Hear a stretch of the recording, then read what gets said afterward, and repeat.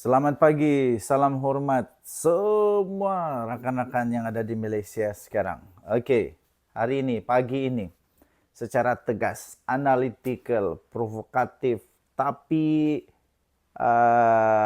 berfakta. Mari kita kupas satu topik yang cukup menarik. Tajuknya, UMNO sedang bunuh diri politikkah sekarang? Wow, tegas, analytical, provokatif, tapi berfakta. Hari ini kita nak tanya soalan paling panas dalam politik negara Malaysia. Adakah UMNO sedang bunuh diri politik? Dengan kenyataan-kenyataan terbaru daripada pemimpin mereka sendiri, ramai yang mula risau UMNO mungkin tak selamat dalam PRU yang akan datang. Benarkah itu berlaku? Nanti kita kupas.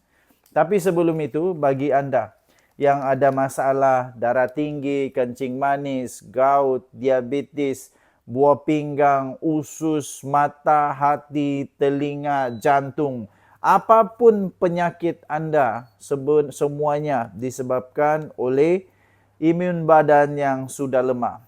Jadi ada satu produk daripada For Life Research Malaysia Sdn Bhd, satu company, research company, yang mana produk ini nama dia Transofactor boleh meningkatkan imun badan anda sehingga 400% kekuatan tubuh badan.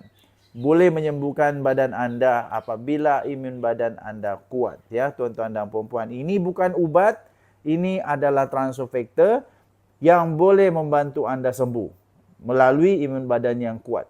Bagi anda yang betul-betul perlu, sudah terdesak dan sebagainya, inilah masa untuk anda bertindak. Jangan tunggu sampai kena potong kaki, cik. Jangan tunggu sampai kena potong kaki. Yang kencing manis, diabetes, buah pinggang, semua itu. Anda boleh hubungi saya. Okey? Baik, kita teruskan.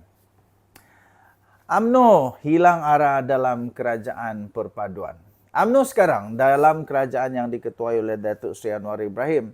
Tapi ramai akar umbi UMNO tidak selesa dengan kerjasama ini.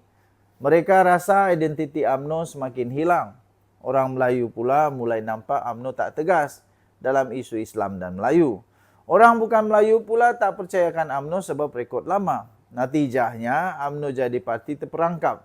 Kiri tak kena, kanan pun tak kena.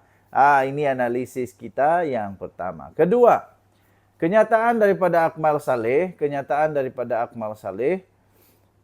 adakah ini isyarat patah balik?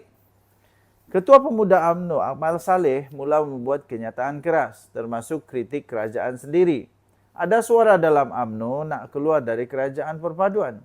Soalannya, kalau keluar saat sekarang, kalaulah UMNO keluar sekarang, UMNO nak bergabung dengan siapa? Nak gabung dengan PN kah? Nak gabung dengan PAS kah? Rakyat akan nampak UMNO flip-flop. Tenggelam timbul. Lagi teruk, mungkin UMNO makin hilang kerusi sebab hilang kredibiliti. Nombor 3, prestasi PRU yang lalu adalah satu amaran yang awal. Dalam PRU 14, UMNO tumbang. Dalam PRU 15, UMNO menang hanya 26 kerusi tahu. Kalau pilihan raya diadakan semula sekarang, tinjauan menunjukkan UMNO mungkin tinggal di bawah 20 kerusi. Ini bukan soal musuh kuat atau tidak kuat. Ini soal UMNO gagal yakinkan rakyat tentang hala tuju mereka. Nak pulih, tapi guna strategi lama. Ini bunuh diri. UMNO cuba kembali kuat, tapi guna skrip yang lama. Sentimen kaum, projek mega, sindiran kepada pembangkang dan sebagainya. Bro, come on lah. Tuan-tuan dan puan-puan, come on lah. Zaman sudah berubah. Rakyat hari ini nakkan integriti, nakkan prestasi, nakkan kejujuran. Kalau UMNO tak berubah naratif dan kepimpinan, mereka sendiri sedang gali kubur politik mereka sendiri. Jadi, tuan-tuan dan puan-puan yang dihormati sekalian, adakah UMNO sedang bunuh diri politik? Ya, kalau terus terperangkap antara masa silam dan masa depan, jawapannya tentulah ya. UMNO masih ada masa untuk berubah. Tapi masa itu semakin suntuk. PRU 16 mungkin jadi penentu. Hidup atau mati parti tertua dalam sejarah Malaysia ini. Apa pendapat tuan-tuan dan puan-puan? Komen di bawah. Jangan lupa subscribe. Kita jumpa lagi. Bye-bye. Selamat pagi, selamat petang, selamat malam sekali lagi. Sekali lagi pagi ini kita bercerita, kita berkongsi tentang satu topik yang cukup panas. 5 sebab Nurul Izzah boleh jadi Perdana Menteri Malaysia. Santai, serius, penuh harapan. Cuy, santai, serius, penuh harapan. 5 sebab Nurul Izzah boleh jadi Perdana Menteri Malaysia. Tapi sebelum itu tuan-tuan dan puan-puan, adakah anda setuju kalau Nurul Izzah jadi Perdana Menteri? Sila tinggalkan komen anda. Hari ini kita kupas satu persoalan yang ramai anggap mustahil, tapi sebenarnya tidak mustahil langsung. Bolehkah Nurul Izzah jadi Perdana Menteri Malaysia? Ini dia 5 sebab kenapa itu bukan angan-angan kosong, tapi satu kemungkinan yang cukup realistik. Tapi sebelum itu bagi anda yang ada penyakit kencing manis, darah tinggi, gout, kolesterol, kanser, penyakit buah pinggang, penyakit jantung, penyakit usus, otak, kepala, mata, telinga, buasir. Aduh, banyaknya penyakit dunia ini. Apa saja penyakit anda? Saya ingin perkenalkan satu produk daripada 4Life Research Malaysia Sdn Bhd. 4Life Research Malaysia Sdn Bhd.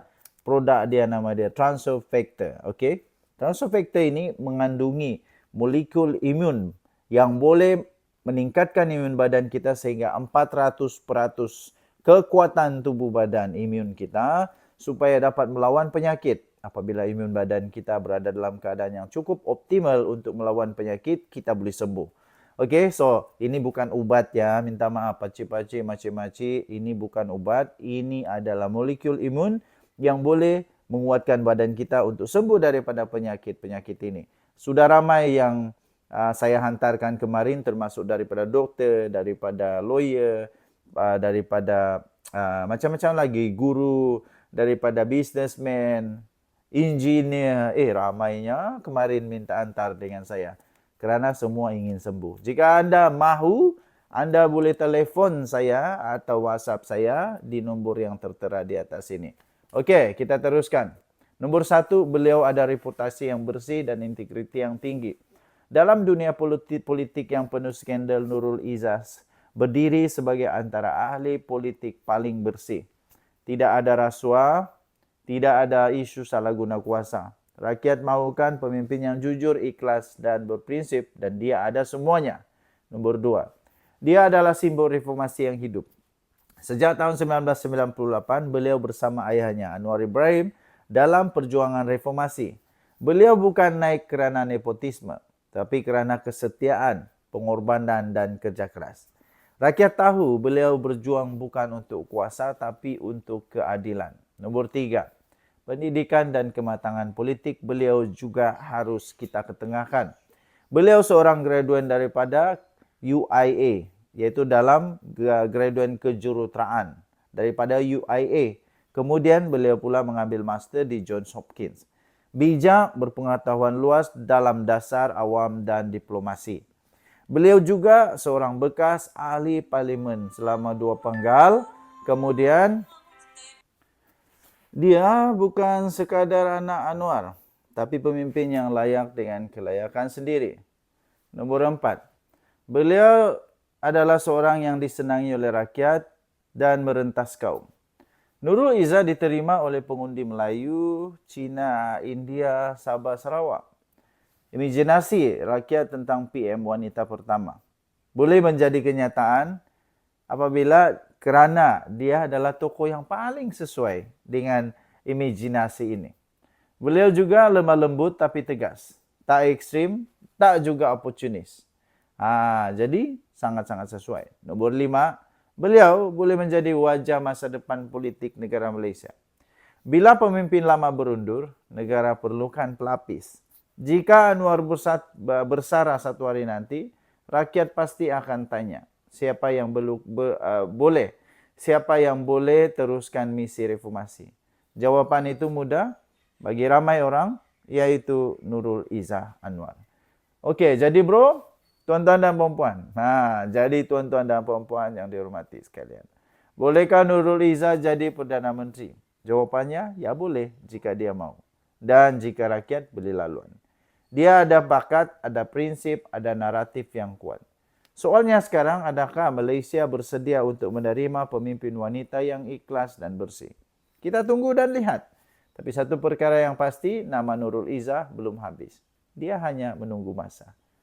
Oke, tinggalkan komen Anda. Kita jumpa lagi. Bye-bye.